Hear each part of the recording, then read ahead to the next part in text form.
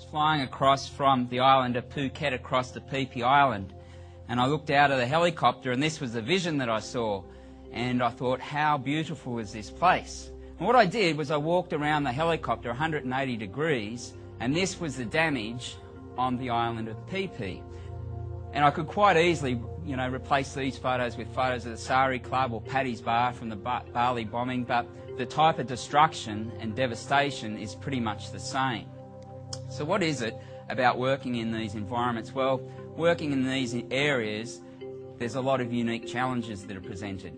And we've got to have a lot of unique solutions to meet these challenges. And there's a saying in the counter-terrorism area where I work now, and that saying is that hope is not a plan. So we just can't hope that something won't happen. But there's only so much contingency planning that you can do. Because the challenges are so unique, you have to be able to meet those challenges as they come up.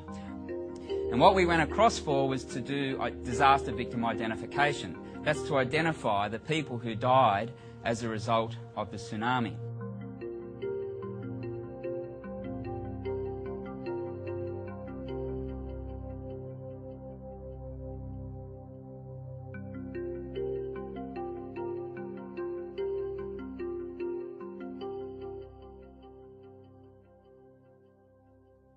This challenge of identifying 5,395 people was the world's biggest ever DVI. It was thousands bigger than 9/11 and thousands bigger than any other DVI that had been undertaken before. So that presented a lot of challenges for us.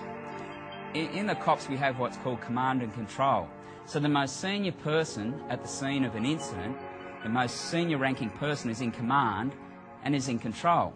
But when you turn up to an incident and there's 400 forensic specialists and police there from 36 different countries, well, who's in command and who's in control? So what is it about meeting these challenges? How do we go about it? Well, without question, it's building teams. And it's building powerful teams, and it's building them quickly and with integrity. And in these environments, we have what I call leadership without authority. And think about this in an organisation, because it wouldn't happen with Remax now, but think about an organisation you previously worked for where there's a structure in place. And you've got someone at the top of the office, and then you've got this pecking order in place. But does that mean, because the person who's the boss, does that mean because they've got the authority that they're the most important person, that they are the true leader? And my experience is it's not. Because true leaders are identified by their actions and their reactions. It's people who have ability rather than authority who are the leaders in times of crisis. As a leader, if we act with a level of confidence but not recklessness, if we act with integrity, and if we consult the people that we're leading and we still get it wrong, we'll be forgiven. But as leaders, if we fail to make decisions for the people that we're leading, they won't forgive us at all. Sometimes it's just about having the courage to make those tough decisions.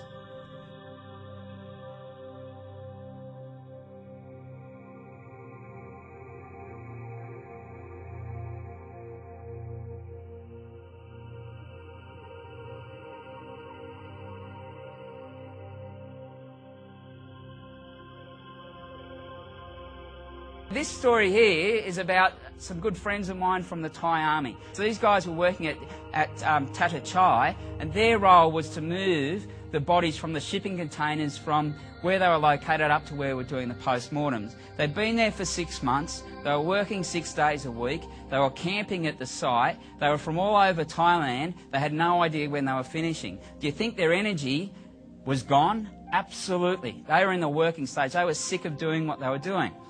The other key learning that I got out of this was this. If you think about someone in your organisation that doesn't contribute in a real high technical capacity to the process, think about them and think about, well, what happens if we don't value them or they don't value their contribution?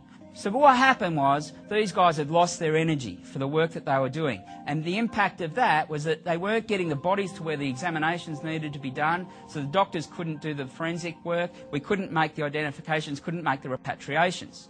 8 o'clock at every morning, and this is what they're lined up for here, they would raise the Thai flag and they would sing the Thai national anthem.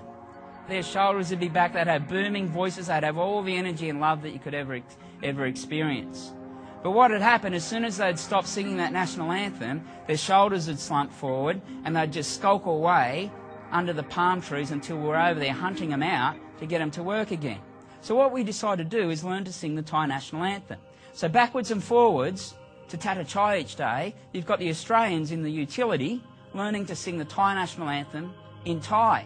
So this one particular day we get there, we stand up behind the Thai army as they're standing there, and there's nothing new there because we do that every morning, but we just stand there out of respect. Then this morning we stand there and they start singing the Thai national anthem. The Aussies whip out their song sheets and they start singing in Thai the Thai national anthem. Now without fail, every single one of these guys, their head swings around, they've got the biggest smiles on their face, their eyes are as big as saucers, and they absolutely love what we're doing. Now did we sing it well? Hell no. Did it matter? Absolutely not one bit. Did it have the desired effect? You better believe it. Because from that point on, whenever we needed something done, whenever we needed those bodies moved, they moved those bodies like never before. The message out of this for me was this. If we're going to motivate people, if we want to inspire a team, if we want to lead a team, we've got to understand what's important to them. We've got to understand what really turns them on.